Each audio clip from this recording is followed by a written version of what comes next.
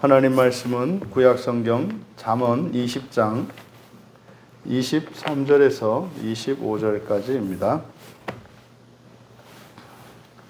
우리 같이 한 목소리로 함께 읽겠습니다.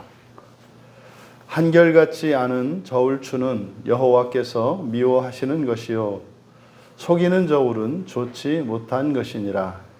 사람의 걸음은 여호와로 말미암나니 사람이 어찌 자기의 길을 알 수 있으랴. 함부로 이 물건은 거룩하다 하여 서원하고 그 후에 살피면 그것이 그 사람에게 덫이 되느니라. 아멘. 거룩함으로 거룩함을 추구하라 라는 제목으로 말씀의 은혜를 나누고자 합니다. 23절에 한결같지 않은 저울추는 여호와께서 미워하는 것이요 속이는 저울은 좋지 못한 것이니라. 이것은 앞에 잠언 20장 10절에서도 언급하였던 말씀과 비슷합니다. 그런데 이제 거기에 좋지 못하다라는 말이 추가되어 있습니다. 그래서 이 저울을 가지고 이제 속이는 일들이 예로부터 이제 장사하는 사람들에게 있었죠. 그래서 그것을 실제로 레위기 19장 36절에 바로 이렇게 어떠한 측정을 하거나 어떤 것의 무게를 재거나 할 때 그것을 속이지 말도록 정직하게 무게를 재도록 레위기 19장 36절에서 명하고 있습니다. 이것이 바로 하나님의 백성과 그렇지 않은 사람들과의 그 거룩함의 한 기준으로 제시하고 있는 겁니다. 그래서 공평한 저울, 공평한 추, 공평한 에바, 공평한 흰, 이것은 이제 사람들과의 상거래에 있어서 그 양과 수량, 크기, 무게에 있어서 속이지 않고 정직하게 할 것에 대해서 명하는 내용이죠. 그런데 여기 23절에서 다루는 것은 조금 뉘앙스를 달리합니다. 23절에서 바로 좋지 못하다라고 하는 이 말이 들어가 있지 않습니까? 그래서 여기를 그대로 직역하자면 여호와의 미워하시는 돌과 돌 그리고 속임의 저울은 선하지 않다. 이것은 이제 실제로 세상에서 우리들이 판단하는 모든 측정 도구나 기준들 있지 않습니까? 그런 것을 여호와께서 싫어하신다라고 하는 의미가 아닙니다. 그것은 선하지 않다 이런 것이 아니라 이것은 이 세상의 상대성에 대한 이야기예요.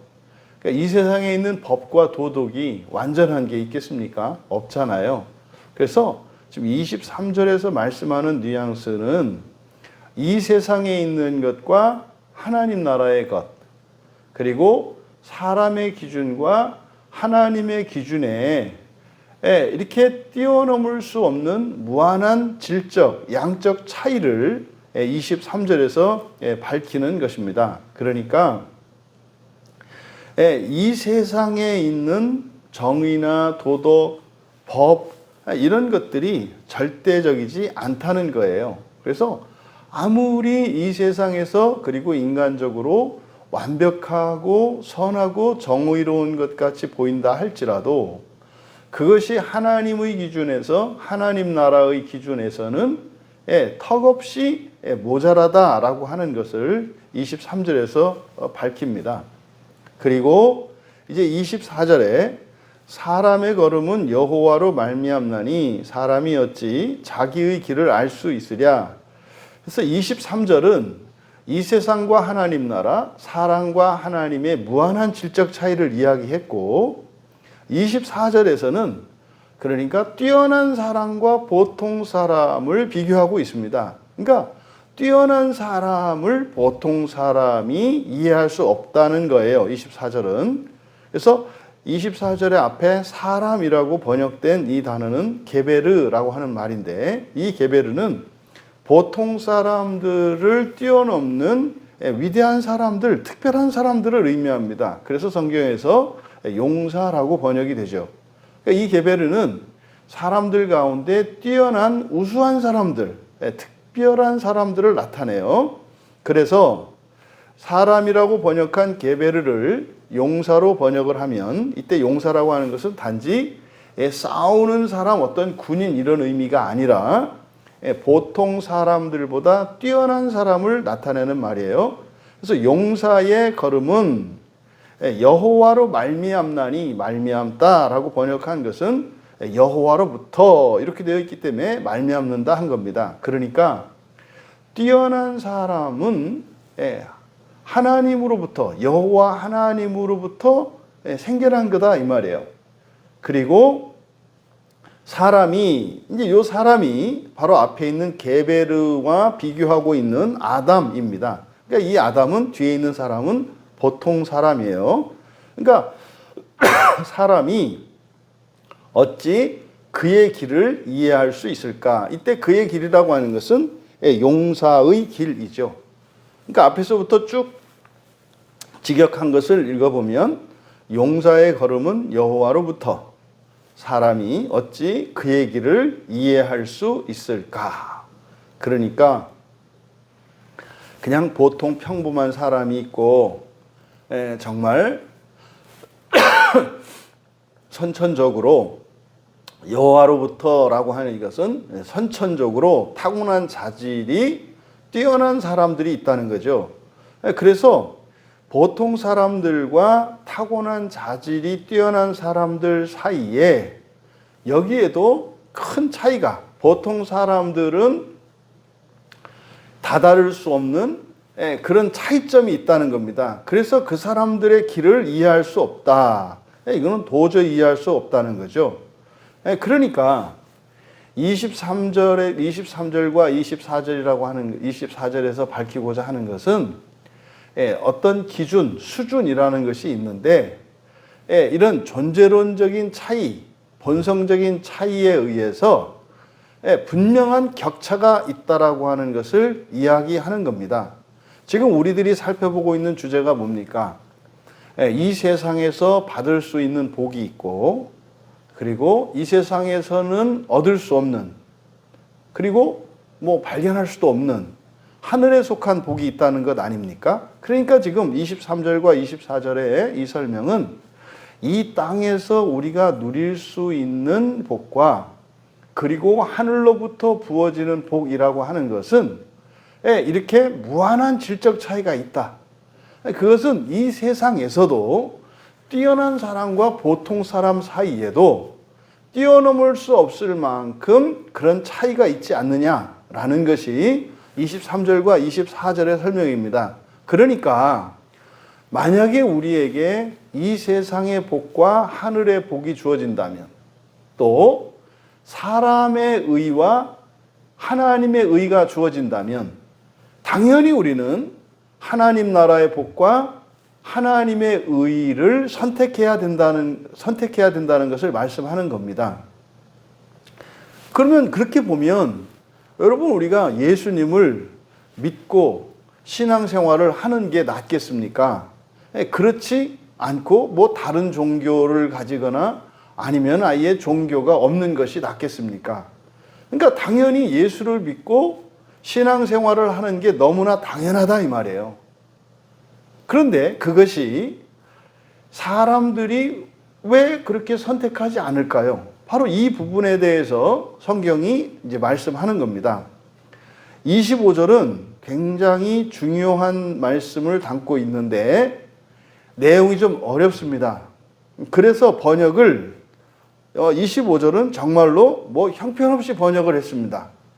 그냥 뭐 그 문장의 단어들을 뭐 앞뒤로 그냥 막 끌어다가 마치 살아있는 사람을 막 쪼개가지고 오른쪽 팔을 떼어서 왼쪽 다리에다 붙이고 왼쪽 다리를 오른쪽 팔에 붙인 것처럼 정말로 말도 안 되게 이제 번역을 해 놓았습니다. 왜 그러냐면 그대로 직역을 하면 이렇게 됩니다. 거룩함이 아담의 덫을 유익하게 하고 그 후에 찾기로 소원하라. 이것도 뭐 번역하기가 쉽지 않았습니다만은 이렇게 번역해도 의미가 잘 통하지가 않아요. 거룩함이 아담의 덫을 유익하게 하고 그 후에 찾기로 서원하라.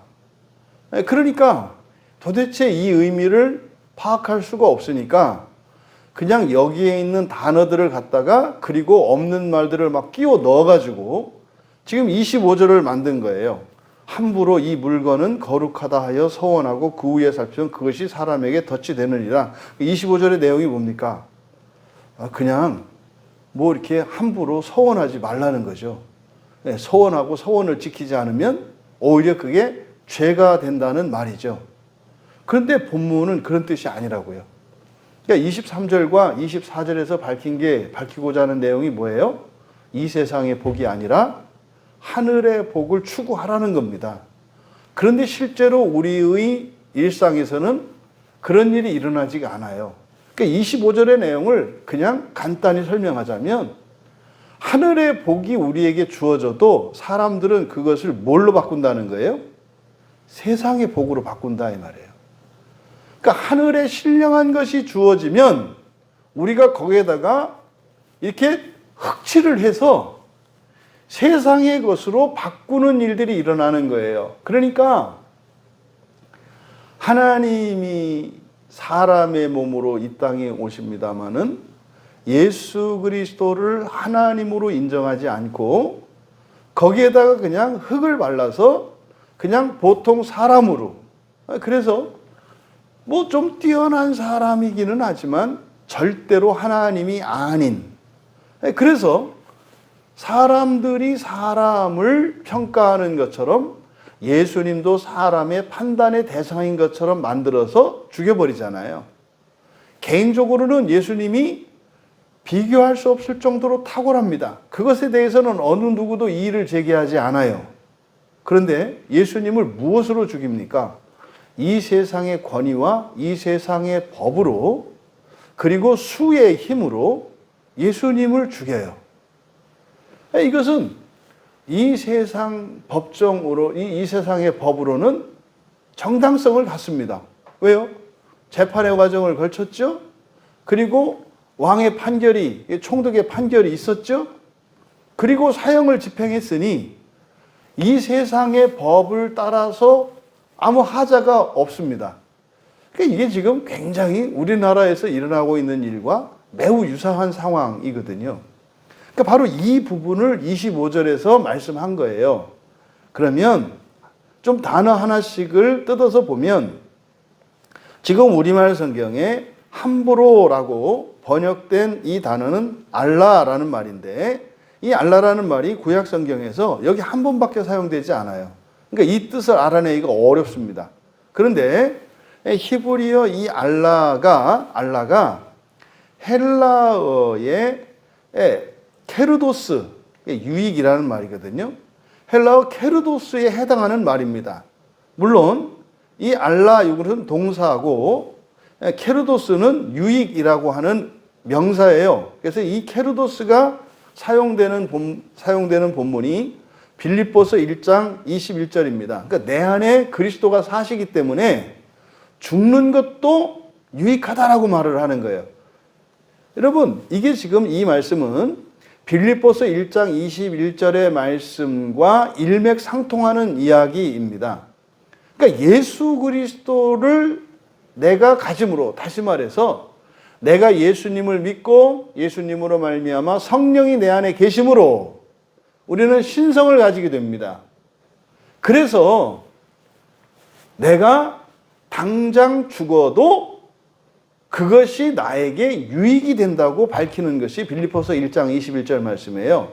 그러니까 지금 잠언 20장 25절의 말씀이 빌립보서 1장 21절 말씀과 매우 유사한 내용입니다. 어찌됐든 알라라고 하는 말을 함부로라고 번역한 것은 매우 잘못된 번역입니다. 그리고 이 알라가 명령형으로 쓰이고 있어요. 명령형 미완료. 그러니까 이제 명령법이, 그러니까 명령문을 만드는 방법이 있는데 미완료 시제를 가지고도 명령문을 만들 수가 있어요. 그것을 이제 명령형 미완료라고 합니다. 그래서 유익하게 하라라고 번역을 한 거예요. 유익하게 하라, 서원하라라고 번역을 한 거예요. 그 다음에 물건은 거룩하다. 물건은 가위표 치시고 없습니다. 그냥 코데시예요. 코데시, 거룩함입니다. 거룩함만 있어요. 근데 이제 의미가 통하지 않으니까 이걸 억지로 물건이라는 말을 여기다가 집어넣은 거예요. 그 다음 서원하고 네데르, 서약하다, 서원하다 맞죠? 아하르, 그 후에, 그리고 살피면, 살피다라고 번역한 단어가 바카르인데 찾다, 추구하다라는 뜻이에요. 찾다, 추구하다. 그래서 그 다음에 그 사람에게 덫이 되느니라, 에게 덫이 된다 이렇게 되었습니다만은 그냥 사람의 덫입니다. 사람의 덫. 사람에게 덫이 된다가 아니라 그냥 사람의 덫이에요. 그러면 여기를 그대로 직역하면 거룩함이 주어가 되고요. 중간에 들어가 있는 거룩하다, 물건은 거룩하다 하여, 이게 이제 거룩함, 이게 주어입니다. 거룩함이, 그 다음에 함부로라고 번역한 알라, 이게 동사거든요. 유익하다. 근데 이게 명령형으로 돼 있다 했잖아요. 그러니까 거룩함이 뭐해라? 유익하게 하라 이 말이에요. 유익하게. 무엇을? 우리말 성경에 그 사람에게 덫이 되느니라 라고 번역한 여기가 바로 아담의 덫입니다. 이게 지금 목적어예요. 그러니까 거룩함이 아담의 덫을 유익하게 하고 그 후에 살피면이라고 번역한 이게 찾다, 추구하다 라고 했지 않습니까? 그러니까 그 후에 추구하기로 또는 찾기로 서원하라. 거룩함이 아담의 덫을 유익하게 하고 그 후에 찾기로 소원하라. 그러니까 이 내용을 풀어서 이야기하자면, 그러니까 이 거룩함이라고 하는 것이 아담의 덫을 유익하게 하라. 그러니까요. 여기서 아담의 덫이라고 하는 것은 뭐겠습니까? 아담의 덫이라고 하는 것은 사람의 한계, 사람의 죄와 허물을 나타냅니다. 그러니까 사람 자체가 이렇게 범죄하고 이렇게 하나님 나라의 복에서 멀어지게끔 되어 있어요. 이것을 죄된 상태, 죄인이라고 이야기합니다. 그것을 아담의 덫이라고, 그러니까 사람의 덫이라고 이야기한 거예요. 그러니까 사람은 스스로 걸려 넘어지게 되어 있습니다. 하늘의 복과 땅의 복을 이렇게 눈앞에 두면 사람은 하늘의 복을 추구하면서 그것을 목표로 해서 가야 하는데 사람은 어떻게 해요? 그것을 추구해야 된다는 것을 아는 신자들조차도 땅의 복을 추구하면서 가게 된다 이 말이에요. 여러분, 예수를 믿지 않고 이 세상에서 부귀영화를 누리고 장수하는 것이 낫겠습니까? 이거는 죽을 때까지 예수를 믿지 않는 걸 전제로 말하는 거예요. 지금 당장 예수를 믿고 정말 비참하게 살아왔던 사람인데 지금 당장 예수를 믿고 죽는 게 낫겠습니까? 여러분, 십자가의 강도를 생각해 보세요. 그리고요, 누가복음 16장에 나오는 부자와 거지 나사로를 생각해 보세요. 여러분은 누가복음 16장에서 나오는 그 부자가 되길 원하십니까?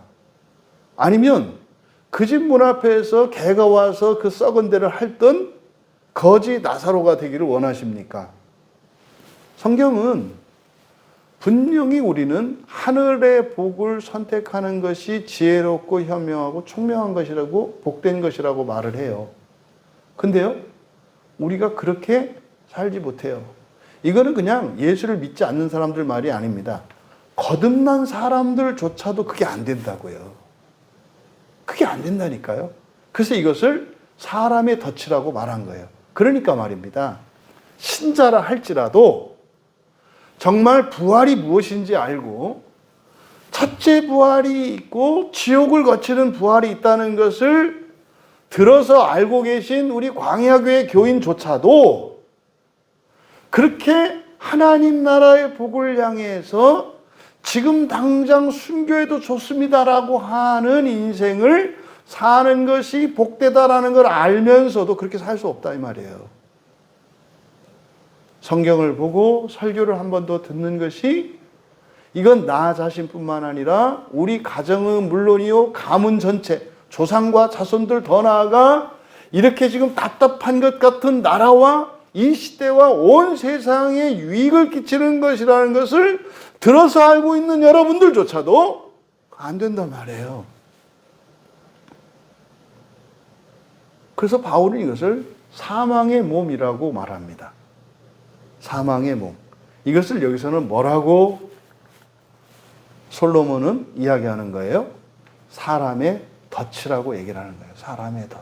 그래서 거룩함이 사람의 덫을 유익하게 하고, 그럼 이 거룩함은 무엇이겠습니까? 앞에서부터 쭉 밝혔던 바로 이 네 가지의 하늘의 복들이에요. 여러분, 거룩함은요, 하나님께 속한 것이고 하늘에 속한 것이 거룩함입니다. 그러니까 앞에서 밝혔던 이러한 거룩함으로, 이것을 이제 우리 신약의 용어로는 뭐겠습니까? 경건 생활입니다. 경건이에요.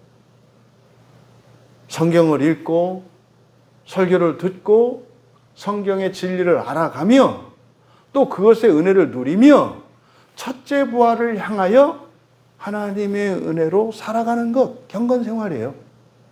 이것이 여기서 말하는 거룩함입니다. 그러니까 그 경건 생활로 아담의 덫을, 사람의 덫을 유익하게 하고, 뭡니까? 은혜를 가지고 첫째 부활을 목표로 향하여 살아가게 하라는 거예요. 그래서 거룩함으로 우리 자신을 거룩하게 하라는 겁니다. 그 후에 찾기로, 추구하기로 서원하라. 여러분, 우리가 목표로 하는 소망이 무엇입니까? 하나님 나라의 첫째 부활로 들어가는 거예요. 그냥 나는 첫째 부활로 하나님 나라에 들어가기를 원합니다. 이것으로 안 된다는 거예요.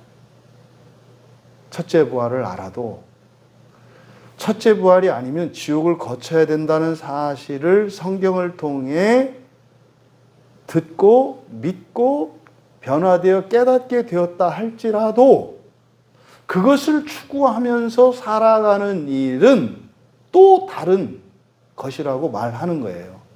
그러려면 어떻게 해라? 사실상 이 거룩함이 사람의 덫을 유익하게 하라는 것은 뭐겠습니까?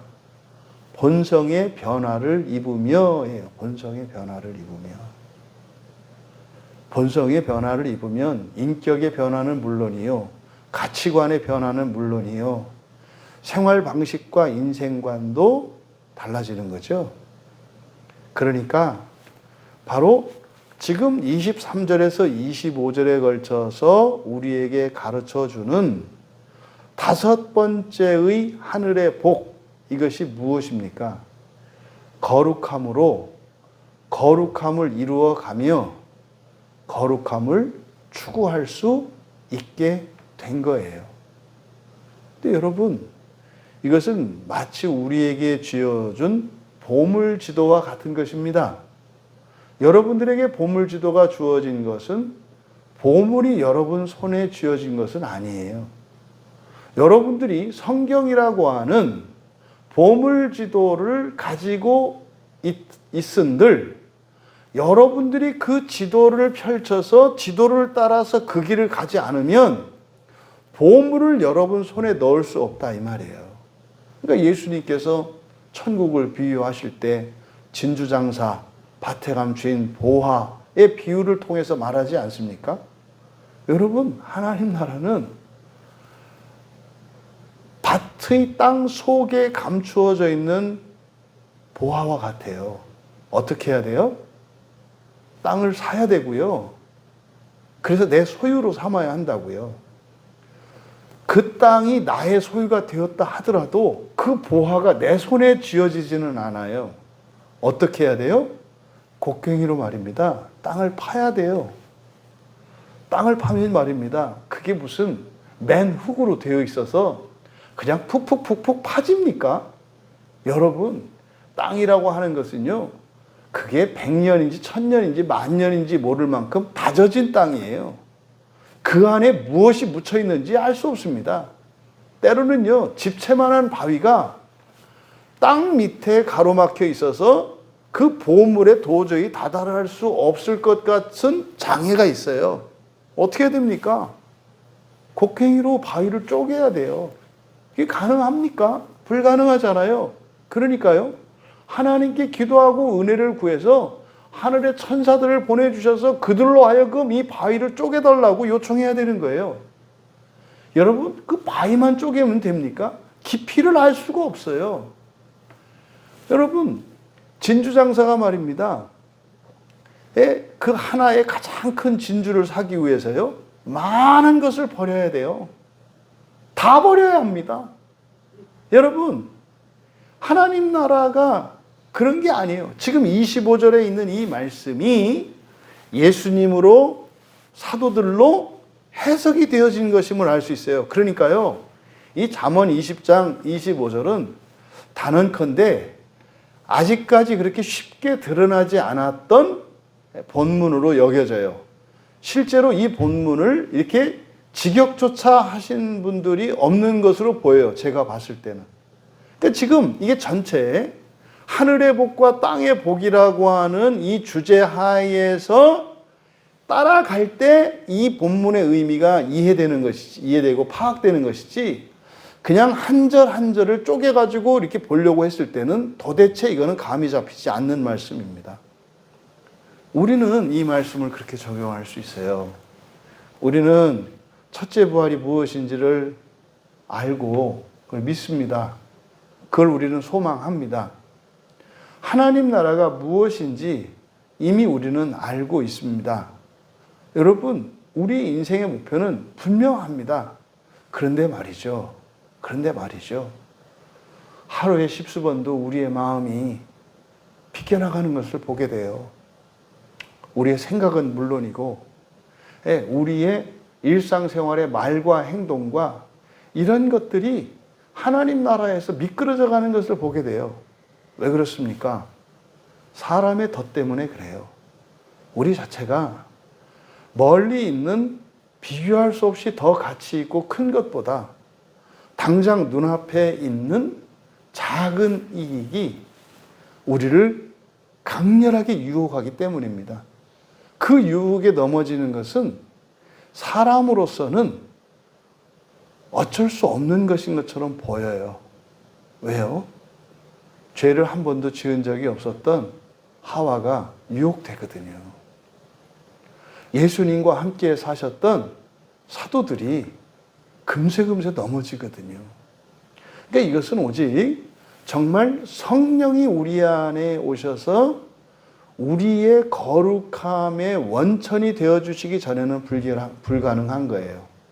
우리가 성경을 읽고 설교를 듣고 기도하고 아무리 경건의 훈련이 잘 되어 있다 할지라도 만약에 우리 안에 성령이 계시지 않다라면 불가능합니다. 알면서 다다를 수 없기 때문에 오히려 더 괴로울 것입니다. 여러분, 거룩함이 아담의 덫을 유익하게 하라. 이 거룩함의 핵심은 바로 성령 하나님이십니다.